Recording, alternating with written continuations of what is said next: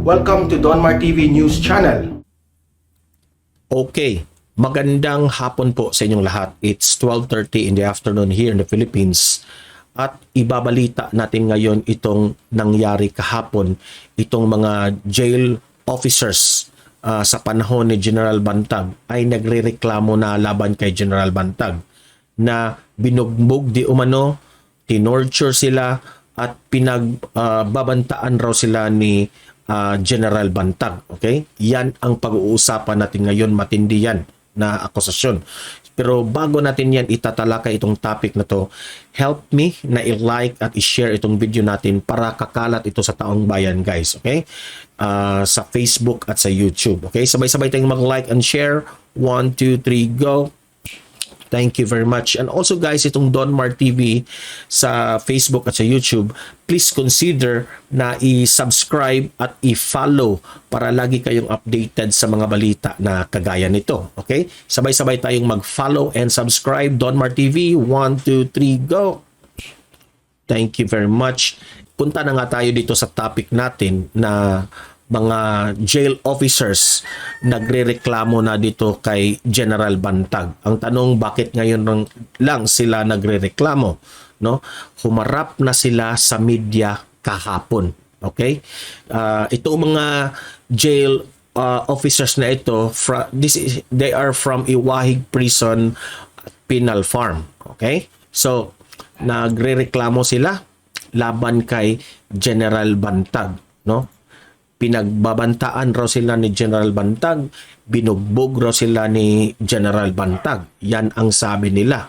So, humarap sila sa media at sabi nila sa media, ang mga reklamo na isinampa nila ay torture, grave coercion and threat, oral defamation at obstruction of justice. Okay?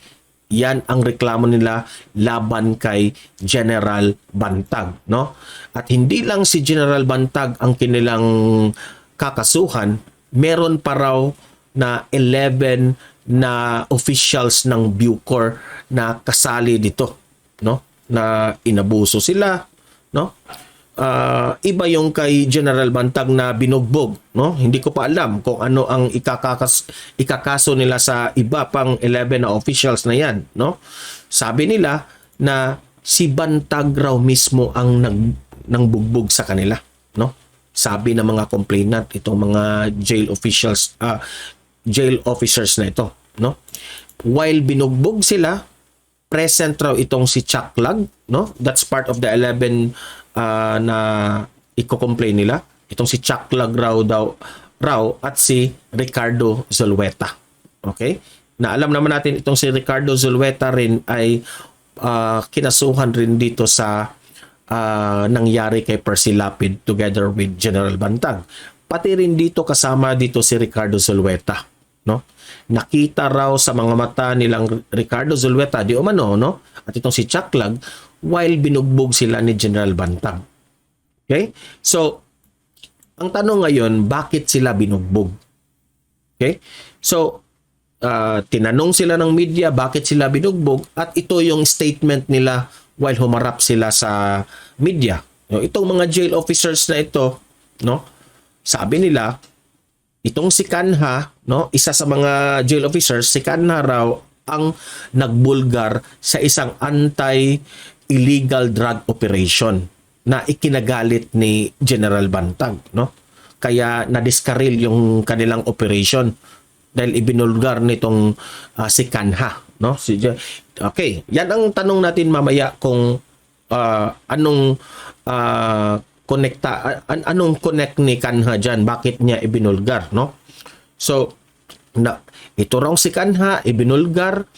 Di naman sinabi ni Kanha na inamin niya na talagang ibinulgar, pero yan ang nangyari, no? Yan ang isinalaysay nila during March 1 na nagalit ito si General Bantag dahil si Kanha raw ay nagbulgar dito sa anti-illegal drug operation. So, nalaman ni General Bantag, pinatawag sila ni General Bantag, no? Itong si Kanha pinatawag at ang kanyang mga kasamahan, tapos doon na raw nangyari na binugbog sila pinagbabantaan, no? Pero ang nalungkot sila, no? Sabi ng mga complainant, nalulungkot raw sila dahil pati ang pamilya nila ay pinagbabantaan ditong si General Bantag. Okay? So, yan ang nangyari kahapon. Yan ang balita, no? Nag-trending yan sa social media, sa mainstream media, itong mga complainant na ito na mga jail officials. Okay? So panoorin natin itong video sa News 5 tungkol dito. Okay? At magre-react tayo.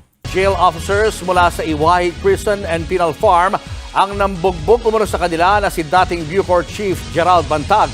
Damay rin ang 11 dating opisyal ng Bucor. Nasa frontline ng balitang yan si Gary De Leon. Mula Iwahig Penal Farm sa Palawan, magkakasama ng dumulog sa Department of Justice ang 5 jail officer.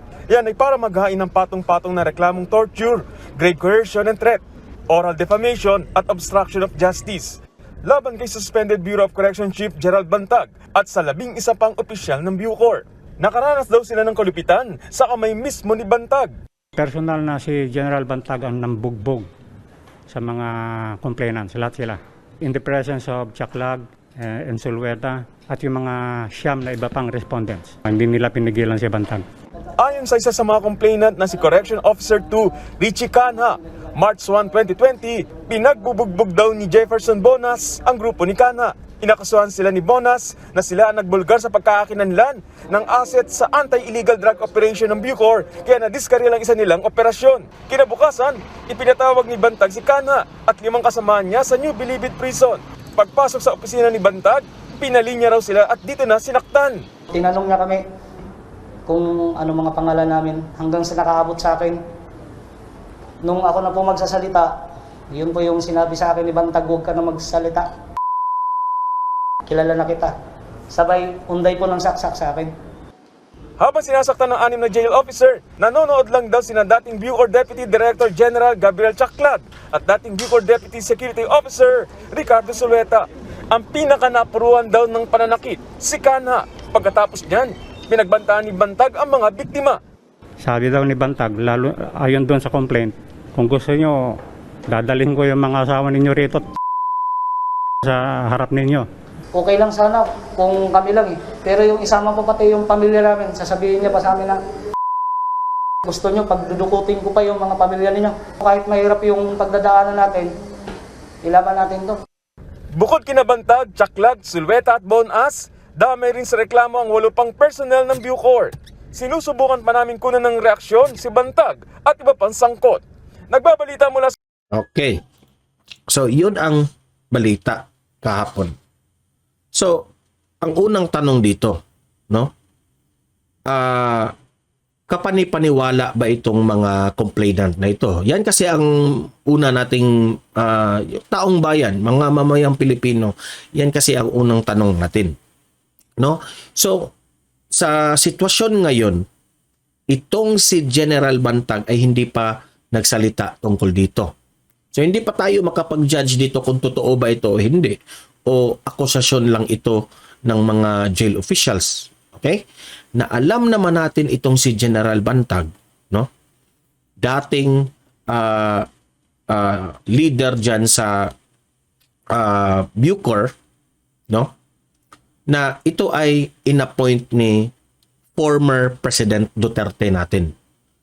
Inappoint ito ni former President Duterte dahil naniniwala kasi itong si dating presidente natin na itong si General Bantag lamang ang he can trust this person when it comes to illegal na droga. Kasi itong si General Bantag, ayaw talaga niya ang illegal na droga na yan. Ayaw niya yung mga drug lords. Hate ni General Bantag ang mga illegal na pangyayari na yan tungkol dyan sa loob ng New Bilibid. Kaya inappoint siya ni former president. Yan ang pagkakaalam natin kay General Bantag, di ba? So, sa nangyari dito sa complaint basing sa pahayag nitong si Kanha na isa sa mga jail official complainants, no? Sabi niya na binugbog raw sila ni General Bantag. Ito, analysis ko lang ito ha. Binugbog raw sila ni General Bantag, di umano, no? Dahil ibinulgar nila yung isang operasyon, no? Tungkol sa drugs. Kaya ito nagalit si General Bantag. Kung totoo man na binugbog ni General Bantag, no? Kung totoo, kung totoo.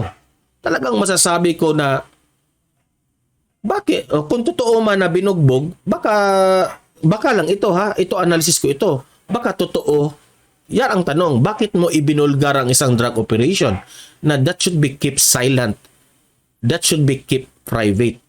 Na alam naman natin noong panahon ni former President Duterte, hot na hot ang issue ng war on drugs. Na alam naman natin na marami ang biktima tungkol dyan. Kaya nga sineryoso yan ng ating Pangulong former President Duterte. Bakit mo ibinulgar ang isang operation? Okay? Kung totoo man yan na ibinulgar mo o hindi mo ibinulgar, so let's say, no, para fair tayo dito sa ating pagbablog. Kung ibinulgar mo ang isang operation, ang tanong diyan, bakit mo ibinulgar? No? Hindi ako nag-aakusa na ibinulgar mo ha. There are always two sides of the story, no? Hindi pa natin napakinggan ang kay Bantag. So, medyo napakinggan na natin yung sa jail officials na nagrereklamo kay General Bantag. Sabi nila na nagalit itong si General Bantag dahil ibinulgar nila ang isang pero hindi naman inamin nila na sila yung nagbulgar, okay? Talagang binugbog lang sila dahil raw ibinulgar raw nila. Meron kasing raw eh. So, let's say if let's try to what do you call that one? Let's try to weigh things, no? Iko-compare natin. Kung talagang ibinulgar ninyo, ang tanong dito sa taong bayan, bakit nyo ibinulgar ang isang delicate na anti-illegal drug operation na nagiging diskaril na diskaril ang isang operation. So kung totoo man na ibinulgar ninyo, tama lang na magalit itong si General Bantag. Okay? Tama lang. At ito ay serious. Drugs ito eh. Maraming nadisgrasya nito. Marami ang biktima nito. Oh. Kung binugbog man kayo ni General Bantag at that time, tama lang. Tama lang kayong bugbugin. Oh. Ang tanong ng taong bayan, sangkot ba kayo dyan sa illegal na droga? Bakit nyo ibinulgar? Oh. Kasamahan nyo ba yan? Yung operasyon na yan? Bakit nyo ibinulgar? Oh. So, talagang magagalit yan si General Bantag. Pero, kung hindi man ito totoo, baka gawa-gawa lang ito. No? Ito ano ha? Analysis lang ito. Pwede tayong magkamali dito. Pwede tayong, again, as I always said, pwede tayong magkamali, pwede tayong tama. Kung totoo man na what I mean is itong mga jail officials na ito, talaga bang posible bang lumutang lang sila para mag-complain kay General Bantag, para siraan si General Bantag? Okay? Kasi wala pang tugon si General Bantag tungkol dito sa pangyayari na ito eh. Itong complaint na ito, wala pa siya. So, hindi pa tayo makapag-husga kaagad. Kung hindi, mag-ano lang tayo, analyze lang tayo sa sitwasyon. No? So, baka rin, pwede rin, it's also possible na mangyari na itong lahat na ito ay paninira lang laban kay General Bantag. Dahil, no, alam naman natin na itong si General Bantag ay pinagbibintangan rin sa nangyari kay Percy Lapid. At ngayon, mukhang siguro, no, ito ay siguro lamang, baka wala silang exact na ebidensya, kaya linagyan na naman ng ibang kasalanan itong si General Bantag. Pwede yan, okay?